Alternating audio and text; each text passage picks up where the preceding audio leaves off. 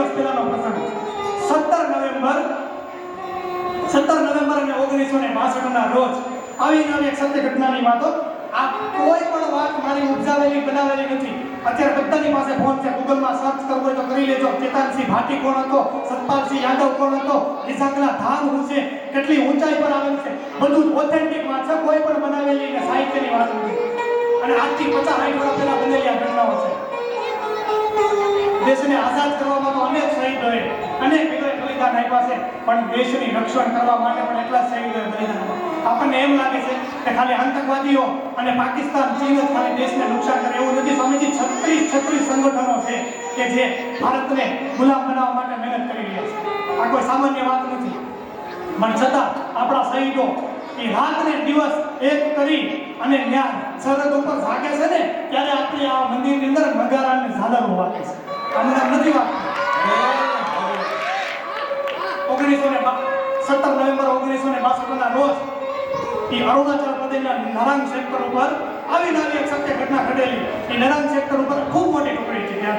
ત્યાં પણ આવી રીતે ચીને હુમલો કરેલો અને મારોની હાથો નથી થવા લાગી. ચીનનું સૈન્ય મોટું હતું અને ભારતે એટલે કંટ્રોલ રૂમમાં જાણ કરી કે હુમલો થયો છે, ચીનની સેના આવી ગઈ છે, મદદ મોકલો. સેમ જવાબ મળ્યો, ચારે બાજુથી ભારતની હાર થઈ ગઈ છે, સૈન્ય નહીં મોકલી શકે, તમે નીચે આવતા રહ્યો. પણ સેનાના મેજરે નક્કી કર્યું કે નીચે વ્યા જાય. પણ 3 યુવાનો, એક રાઇફલમેન હતા ને, બે એના મિત્રો એડા કીજીએ, જેને મિત્રો એસા કીજીએ जैसे कुआ को कोट पसाड़ो पानी दे पर घरे न मिले रोज. एवा મિત્રો વરદાન. હજી તો 20-22 વર્ષની ઉંમર છે, સાદી ઉંમર એ 20 વર્ષ, હજી તો 1 વર્ષ 3 વર્ષ થયેલા ફોજની અંદર ભરતી થયેલા. અને ભાઈ નક્કી કરી લીધું કે ભાગું તો મારી ભોગ કાલા જન ભોર નથી લેના, ભોગ કાલા જન ભોર નથી લેના. કાઈ કરું હું તો ભારતનો સંતાન છું. માત્ર 3 યુવાનો અને વયા ગયા પાછા. જ્યાં સિંહ સેનાએ હુમલો કર્યો તો ત્યાં બંકરો બાળ્યા હતા.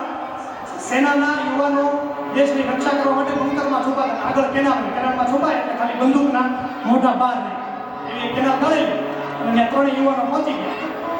ચીનની સેના ફાયરિંગ કરતી હતી. 3 યુવાનો, એકનું નામ મેજર જસવંતસિંહ રાઇફલમેન જસવંતસિંહ રાવત અને બે એના મિત્ર, એકનું નામ ગોપાલ ગોસ્વામી અને એકનું નામ ત્રિલોક નેગી.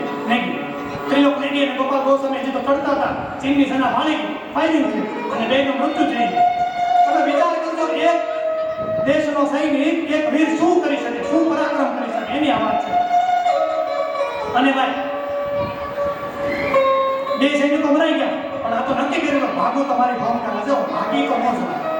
અને ભાઈ તો બંકરમાં એક જગ્યાએથી ફાયરિંગ કરે, થોડીને બીજી જગ્યાએ આવ્યો જાય, પાછળના ફાયરિંગ વાટો ડોટ દે, બીજી જગ્યાએ આવ્યો જાય, ના ફાયરિંગ કરે, ચોથી જગ્યાએ આવ્યો જાય, ના ફાયરિંગ કરે, કાંઈકથી રોડી વગાડે, કાંઈકથી ફાયરિંગ કરે. ચીન નક્કી ન કરી શકે ભારતીય સેના ભાગી ગઈ છે, બચી રહ્યા છે, નક્કી ન કરી શકે. અને આગળ ડગલા ન માંડે, કારણ કે કેવડું સૈન્ય હોય એને ન ખબર હોય, એમ આગળ ડગલા ન માંડે. દુશ્મન હજી સજાગ છે. અને રાતનો સમય થાય એટલે પોસા પગે ચીનની સેનામાં આવ્યો છે. જસવંતસિંહ રાવત ચીનની સેનામાં જાય, ચીનના સૈનિકોને મારી નાખે અને ત્યાંથી બંદૂકો લઈ આવે. અને દિવસે પાછો એની બંદૂકોથી ફાયરિંગ કરે.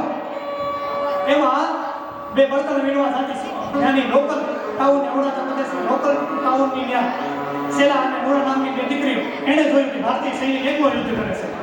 ખાલી યુવાનોએ બલિદાન આપ્યા એવું નથી હો, આ દેશની સ્ત્રીઓએ એટલા બલિદાન આપ્યા છે. ત્યારે આ દેશનો તિરંગો આમનો હવામાં લહેરાય છે, આમનો લહેરાવતો નથી. અને શેલા અને નૂરા નામની બે દીકરીઓ એને મદદ કરે, એને ગન લોડ કરવામાં મદદ કરે, એને ફાયરિંગ કરવામાં મદદ કરે. સ્વામીજી એકલો યુવાન જસવંતસિંહ રાવત, એકલો યુવાન 72 કલાક રહ્યો અને 300 કરતા વધારે ચીની સૈનિકને મારી નાખ્યા. એકલા યુવાન. આ કોઈ સૈનિકની ઘટના નથી. અને એમાં એ દીકરીના પિતા એ ત્યાં આવે, જોવે કે મારી દીકરી સવારની વહી જાય, હાથે ઘરે આવે, થાય છે ત્યાં જોવા ગઈ એટલે ખબર પડી કે આ તો સૈનિકની મદદ કરે છે. એમાં એના પિતાને એના પિતા પાછા વળતા હતા અને દીકરીઓ કહી દીધું કે હવે અમારે માટી થઈ જવું છે, હવે અમારા દેશ માટે બલિદાન આપી હવે અમારે જીવવું નથી, ભારત દેશની રક્ષા કરવા માટે કદાચ અમારો કુમળું લોહી રેડવું પડે તો અમને વાંધો નથી અને માટી થઈ જવું છે નક્કી કર્યું. અને એના પિતા પાછા એમાં ચીનની સેના એને ભાળી ગઈ. ચીનની સેનાને ભાળી ગઈ એટલે એને પકડા અને ગળા ઉપર કટાર મૂકી હાસુ ગયો ભારતની કેટલી સેના છે. તો લોકલ યુવાન કરી ગયો અને એને કીધું કે 2 મારી દીકરી અને 1 ફૌજનો યુવાન આ બીજું કોઈ છે જ નહીં. અને પછી એ ચીનની સેનાએ ઘેરાવો કર્યો, 2 દીકરીને મારી નાખ્યા, પણ જસવંતસિંહ રાવતને 1 ગોળી ન અડાડી શક્યા. જસવંતસિંહ રાવતે પોતાના હાથે પોતાની નક્કી કર્યું હતું કે હું ગોળી ખાવ તો મારા દેશની ખાવ, બીજા કોઈની ગોળી ન ખાવ. આજે પણ અરુણાચલ પ્રદેશના નારંગ સેક્ટર ઉપર જસવંત આખો ગઢ બંધાવેલો છે સ્વામીજી, એના નામનો પાળિયો છે અને એના નામનું મંદિર છે ત્યાં બાબા જસવંતસિંહ રાવત તરીકે એનો પાળિયો ત્યાં પૂજાય છે. એટલે આ કોઈ જેવી જેવી ઘટના નથી. એટલે અમારો કવિ લખે કે ધડધી ગાણે તેના માથડા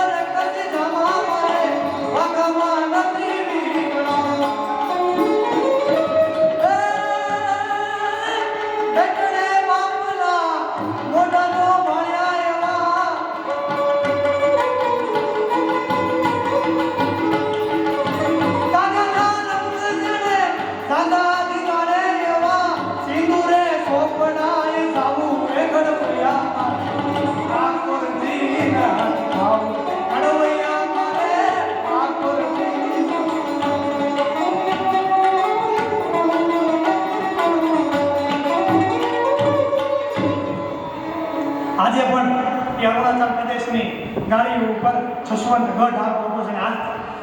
આજે પણ ભારતીય સેના અને ત્યાં માથું ટેકાવી અને નમન કરી અને પછી એની જે કાંઈ લડત કે જે કાંઈ જવાબદારી હોય પેટ્રોલિંગ વગેરેમાં થતી હોય છે. આમનામ નથી આ બધો દેશ આઝાદ, આના માટે ઘણાય બલિદાનો અને ઘણાય આજે પણ જસવંતસિંહ રાવતની બીજી વાત કરું સ્વામી, આજે પણ એના કપડાની ઇસ્ત્રી કરી અને ત્યાં મૂકવામાં આવે છે. ડે ટુ ડે એના કપડાની ઇસ્ત્રી કરીને મૂકવામાં આવે. સવારે એની ઘડી વિખાઈ ગયેલી હોય અને આજે પણ એના ખાતામાં એનો પગાર આપવામાં આવે છે. જ્યારે એનું એ શહીદ થયો ત્યારે રાઇફલમેન હતો. આજે સેનાનો સુપ્રીમ ભારતનો એકમાત્ર એવો યુવાન છે કે જેને મરણોત્તર પ્રમોશન આપવામાં આવે છે. આજે સેનાનો સર્વોપરી એને મેજર બનાવવામાં આવેલો છે. ખોટી વાત હોય તો અમારા દિલીપભાઈ છે ને એ ફૌજના છે.